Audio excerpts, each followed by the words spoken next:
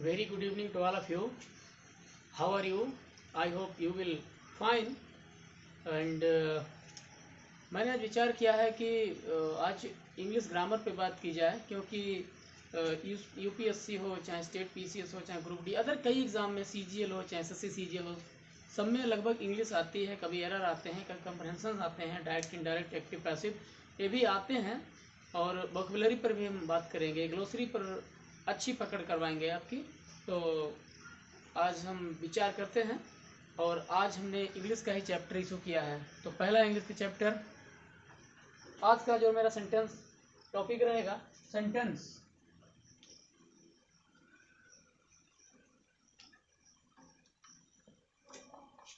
Sentence basically है क्या? Sentence actually मैं मल्टी लैंग्वेज में बात करूंगा, हिंदी और इंग्लिश दोनों, क्योंकि जो जिनकी इंग्लिश वीक है और अदर कोई प्रॉब्लम से इंग्लिश समझ में नहीं आती है, जो इंग्लिश मीडियम की नहीं है, उन्होंने कभी इंग्लिश पे शुरुआत में फोकस नहीं किया है, तो मैं चाहूँगा दोनों भाषाओं का प्रयोग करूँ, इंग्लिश और हिंदी दोनों ही। तो आइए देखते हैं।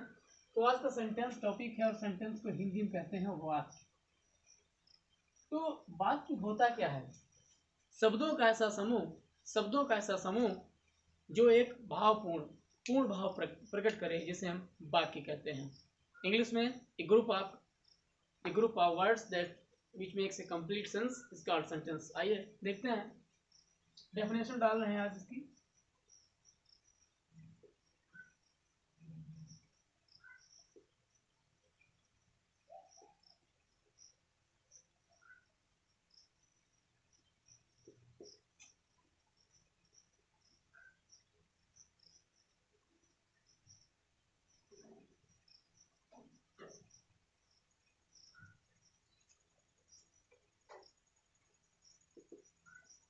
A group of words which makes a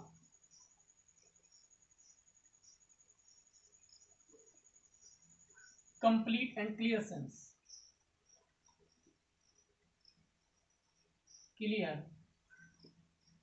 sense. Called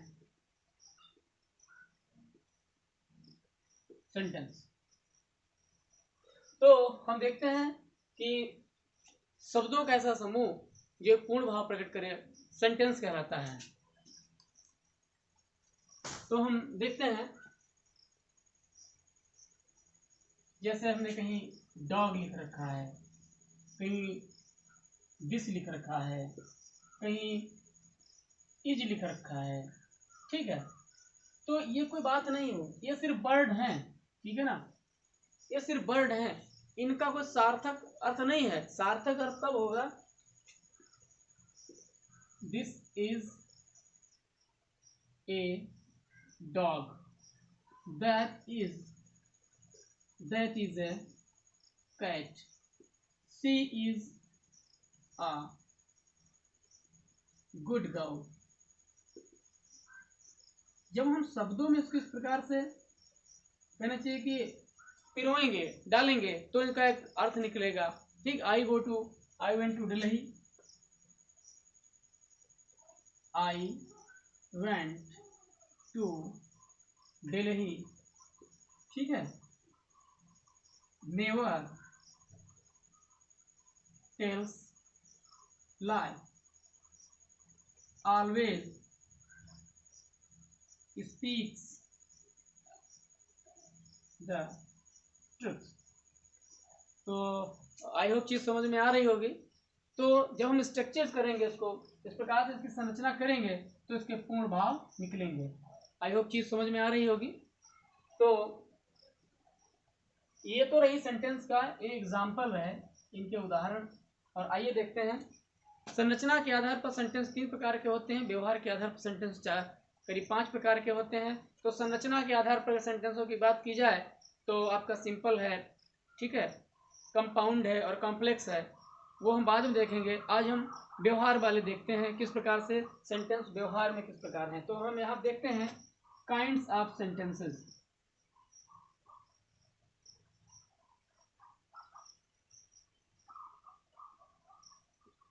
kinds of sentences मतलब सेंटेंसेस के प्रकार। How many kinds of sentences there in English language. तो यहाँ पर 5 होते हैं। सबसे पहले आता है आपका असर्टिव, इंट्रोगेटिव,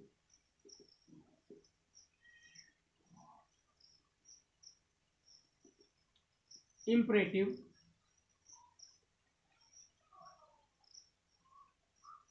एक्सक्लेमेटरी एंड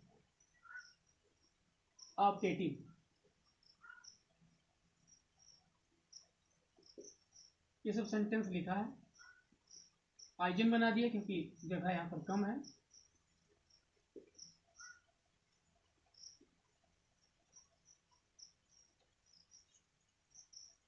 तो ये assertive sentence, interrogative sentence, imperative sentence, exclamatory sentence, तो ये सारी चीजें समझ में आई होंगी। ठीक है, तो हम इन्हें मिटाते हैं और ये सब पूरा क्लियर करते हैं किस प्रकार से। तो आप नोट कर लीजिए।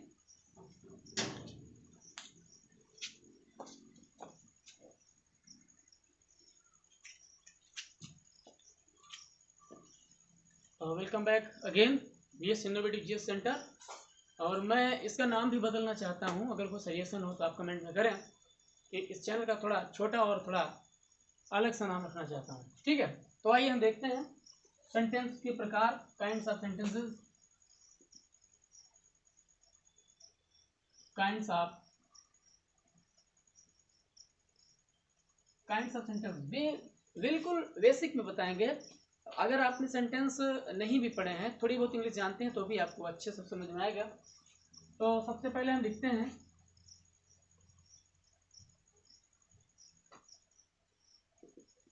Assertive, interrogative,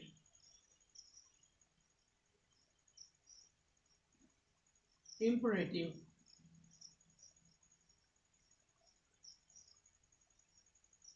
exclamatory and optative sentences।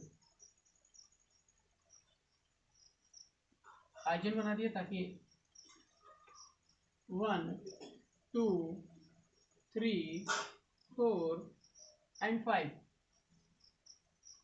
Now we divide into parts sentences, name assertive sentences। Assertive sentence को हम 2 भागों में डिवाइड करते हैं। एक तो होता है affirmative and negative. You look here, affirmative and negative. There are 2 types of assertive sentences. I think you can understand perfectly. Then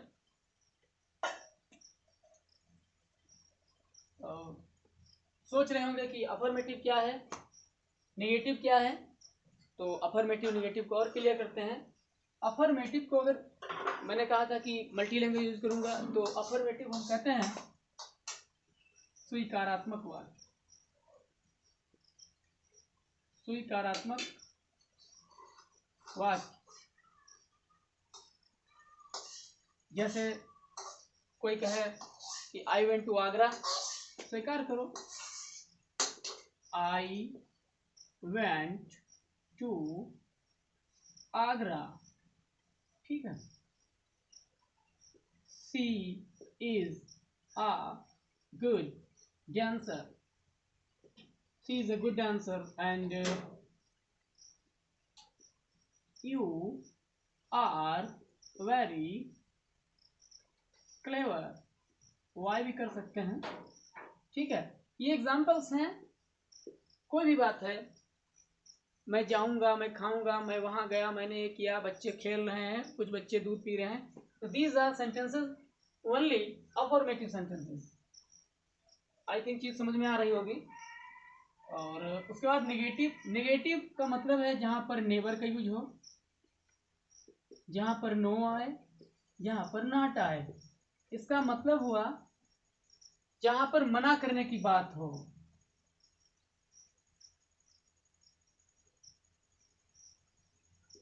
जहाँ पर मना करने की बात हो, निषेध किया जाए, वहां पर जैसे आई नेवर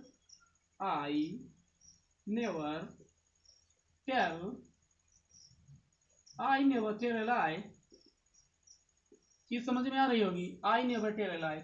बिल्कुल बेसिक से समझेंगे, थोड़ा बहुत इंग्लिश बोलने का प्रयास करता हूँ ताकि जो बिल्कुल बेसिक से हैं, छोटे क्लासों के बच्चे भी देख सकते हैं, उनके भी काम की हो सकती है, क्योंकि इंग्लिश यही है, थोड़ा स्टैंडर्ड बदलता है। जब एरर बताएंगे तो एडवांस इंग्लिश पढ़ाएंगे। अभी ये बेसिक है, बिल्कुल बेसिक इंग्लिश है, बेसिक ग्रामर है यहाँ पर, और उसमें हमारा चैप्टर चल रहा है सेंटेंस, बेसिक ग्रामर। ठीक है, बेसिक ग्रामर, और यहाँ चैप्टर चल रहा है सेंटेंस। तो यहाँ पर हम देखते हैं कि ये तो हो गया। उसके बाद now we divide interrogative in two parts.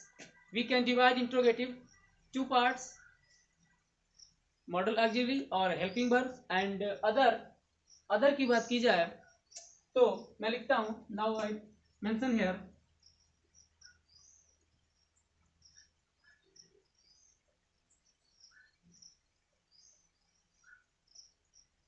Modal auxiliary word से शुरुआत करते हैं, एंड इसी को हम कहते हैं हेल्पिंग वर्ब, और इसको हम टाइप फर्स्ट में डालते हैं, फर्स्ट टाइप।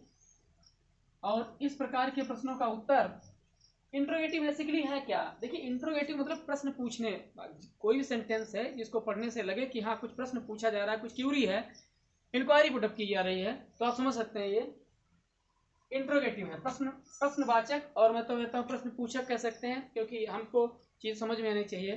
ठीक है, तो इनसे हम अगर सिर्फ यस या नो में भी इनसे काम चला सकते हैं। तो आइए इनका एग्जाम्पल भी यहीं पर कंफर्म कर लेते हैं। फर्स्ट टाइप का, डू यू लाइक कॉफी? क्या आपको कॉफी पसंद है? क्या आपको कॉफी पसंद है? तो हम कहेंगे yes or no. Now minus यहीं पर अगर आपको पसंद है तो यस, नहीं तो नो। ठीक है, आप टिक लगाएं, हम तो यस पे कर रहे हैं। ठीक है, हैव यू ए कार? क्या आपके पास कार है? तो yes I have a car, मेरे पास एक कार है।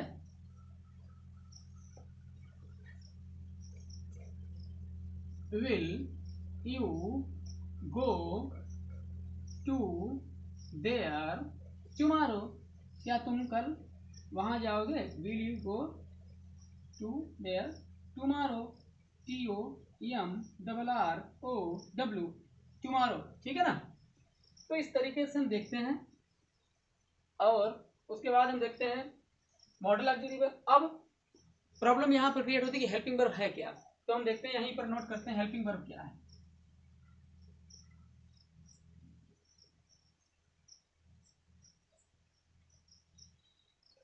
हेल्पिंग वर्ब में क्या है? जैसे इज है, आई एम है, आर है, वाज है, वेयर है, इसको वर्ब कहते हैं। ठीक है,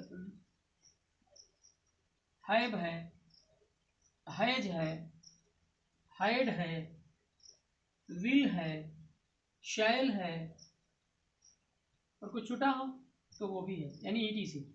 इनको हम हेल्पिंग वर्ब कहते हैं, इनको लिंकिंग वर्ब भी कहते हैं, आगे बताएंगे। तो इतना नोट करें, आई थिंक चीज समझ में आ रही होगी, इतना नोट करें।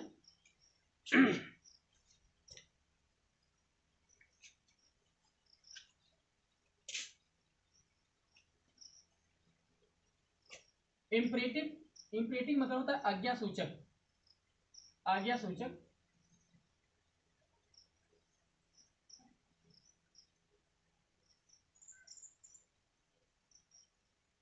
इन प्रश्नों में मोस्टली क्या होता है, रिक्वेस्ट की जाती है, प्रे की जाती है, एडवाइस दी जाती है, ऑर्डर दिया जाता है, कमांडिंग सेना का अगर है तो कमांड किया जाता है, तो हम एक एक का एग्जाम्पल लिखते हैं, बेगिंग भी कर सकते हैं।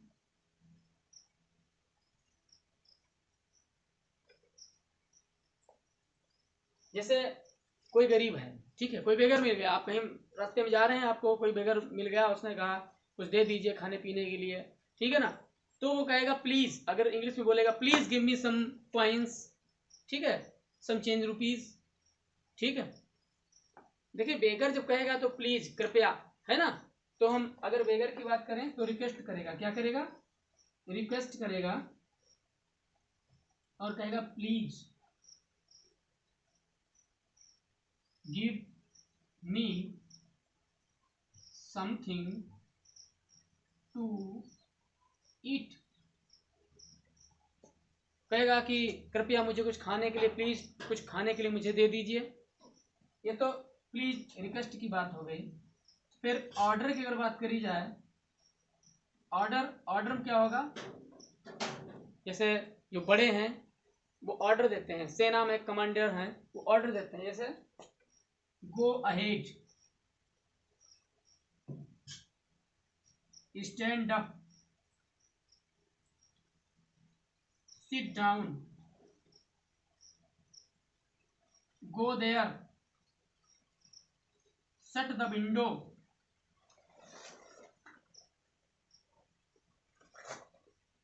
इस तरीके की बातें करते हैं, शट द विंडो, हाँ, ये इस तरीके ये ऑर्डर की बात की गई है। तो सेना में और भी कोई कहेगा तो कहेगा गो फॉरवर्ड,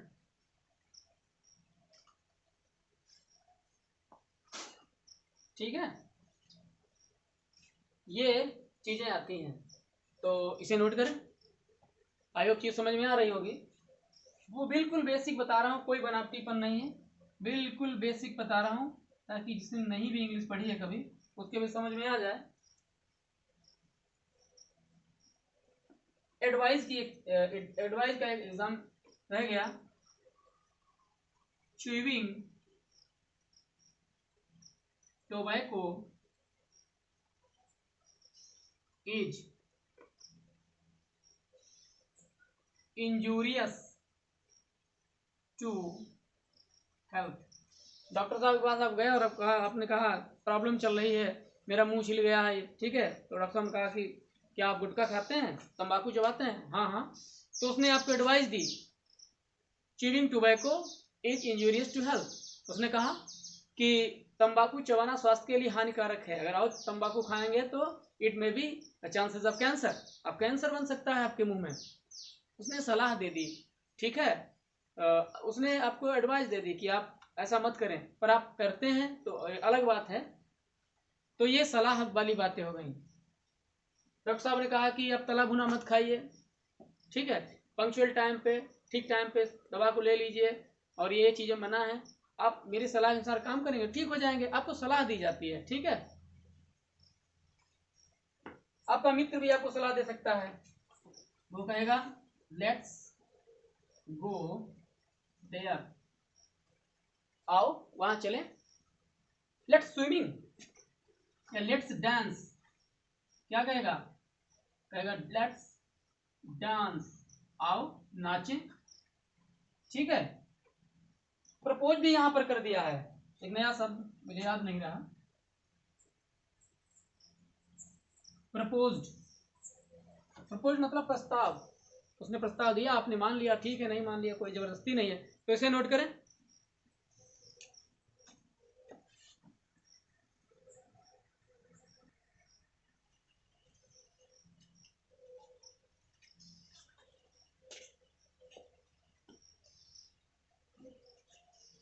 तो आज का वीडियो यहीं तक, और जल्द ही हम नेक्स्ट पार्ट लेकर आएंगे, और वहां से शुरुआत कराएंगे इम्परेटिव, एक्सक्लामेटरी और ऑब्जेक्टिव। आपके दो बच्चे हैं, एक्सक्लामेटरी और ऑब्जेक्टिव। तो ये चीजें हैं, कहीं सलाह दी जाती है, कहीं प्रार्थना की जाती है, कहीं भीख मांग रहे हैं, कहीं आपको प्रस्ताव दिया है, कहीं सेना में अगर है तो आपसे बड़ा है तो आपको आदेश देगा, इस तरीके की बातें इम्परेटिव में आती हैं, और इन असर्टिव की बात की जाए तो असर्टिव में हमने आपको बताया असर्टिव अफर्मेटिव, नेगेटिव और इंट्रोगेटिव इंट्रोगेटिव हमने आपको एक ही पार्ट बताया है, ठीक है। ये हमसे मिस हो गया है और ये फर्स्ट टाइप भी बताया है, टाइप सेकंड मिस हो गया, मैं